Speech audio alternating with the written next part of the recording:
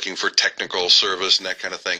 And it just seems like a lot of people who are in the business of answering calls and directing customers really don't know what they're doing or don't, have bad phone skills. Well, there's an outfit that is trying to fix that, and we're going to be talking with customer service expert Gail Goodman, talk about better phone skills. News and information, 570 KLIF. What do you hate most about customer service on the phone? Well, studies indicate that companies are losing over $40 billion a year because of lousy phone service. Stupid people on the other end. A lot of stuff. We'll talk about that in just a moment. KLIF News Time, 7:45. KLIF News Time, 7:47. There's a new study revealing that American companies known for having bad customer service are losing $41 billion a year.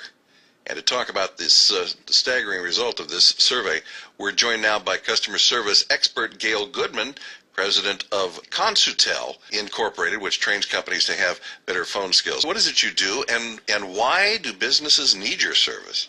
Businesses don't pay enough attention to what people that work for them do over the phone. And people don't come trained the way you want them to be. So unfortunately, as this startling number was revealed in that article, customers are going to walk away from you if they don't like the way they're treated. And sometimes what they consider good training actually translates into condescending behavior. So a lot of us, probably everybody listening has had a bad experience over the phone with a customer service representative. And one of the things that I do is I teach people how to be better on the phone. We've all, as you said, had a bad experience with a customer service rep, and the first inclination is to get testy and go on the defensive. But what is the proper way to try to deal with someone who is giving you bad customer service? Well, there's a couple of things that are important. When you call for help and you're already upset about a bill or, your internet went down or whatever, it's hard to do, but the first thing to do is don't pick up the phone when you're hysterical, your blood pressure's up, and you're angry. You got to take 10 deep breaths, not just one, because there's no doubt that the other person is a human being, even though we tend to depersonalize them. And you have to know what the outcome is that you want from this person. And if, in fact, you don't get it, the one thing that I train consumers to do is to say, that's not satisfactory, I need to speak to a supervisor. And just keep going up the line. Just keep saying that's not satisfactory. Now, the problem is it can take much longer than your patience level for a particular problem. Well, I find helpful, and I've thought about this a lot because, it is easy to lose your temper. But the number one thing, as you pointed out, you've got to realize these people are just doing a job. They're people. They're trying to some degree or another. And the other thing is you're not going to do yourself any good by antagonizing somebody who might be in a position to help you. The third thing for me is that very often we get somebody on the other end of the line, a company that has outsourced their customer service to India, and you have trouble understanding. I don't mind that somebody in India is making a living with an American company, but I want to be able to understand what you're saying. I want you to be able to communicate with me. Are we going to see any less of that? I wish I could say yes, but I can't. I don't know. It's very, very hard to call these corporations and say you need to triple the cost of your customer service lines because Americans resent the fact that they can't understand what the person on the other end of the line is saying. There's a couple of things that I do when I'm talking to somebody in another country. I force them to slow down. I say, I don't understand what you're saying. Say it slower. You're going to have to say that again. You're going to have to say that again. My teacher side comes out. And I just very calmly say, you're going to have to say that again. It does get crazy and frustrating. What is worse is I had somebody on the phone who was totally understandable and, in my opinion, totally unable to solve my problem. And I couldn't believe that she was even hired to do the job because she certainly hadn't been trained.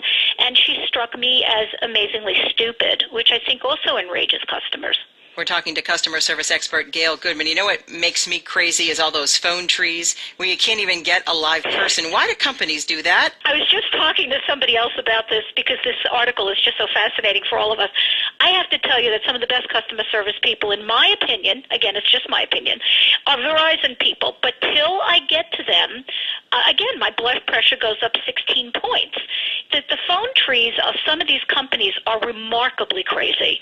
And why they haven't tried to improve them in a technological age like we live in is totally ununderstandable to the consumer like us.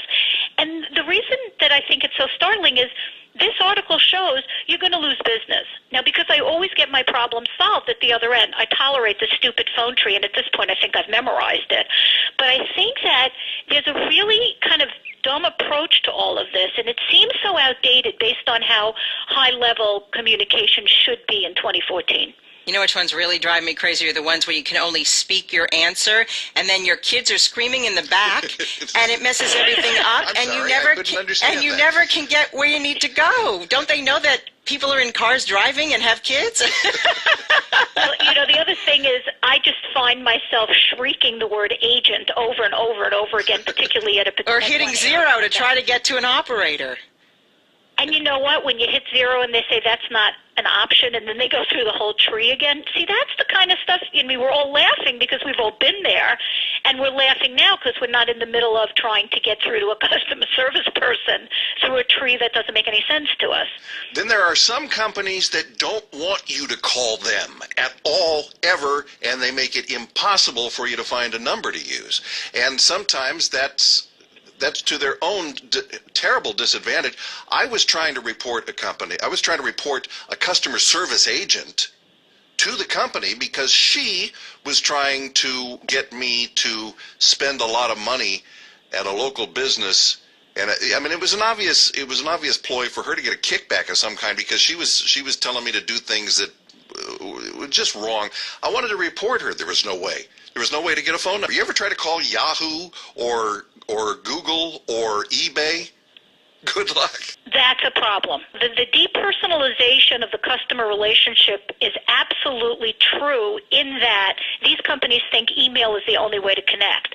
That's very generational specific, and that is another issue is as more younger people start to become the managers and in some cases the owners of these businesses, they're comfortable doing all these complex problems by email. But I can tell you that even in my own business, when people ask me complex questions about phone problems, I will email them a simple sentence. This is too complex for an email. Here's my number. When are we talking? Because this to me is insanity. It's been a pleasure talking to you. I know we can all relate to a lot of this stuff. Customer service expert Gail Goodman. Thanks, Gail, for joining us. Thanks for inviting me. Nice to know there's somebody out there working for us. Yeah. Trying to do the best. 7:55. Right now, let's check your traffic again at KLIF.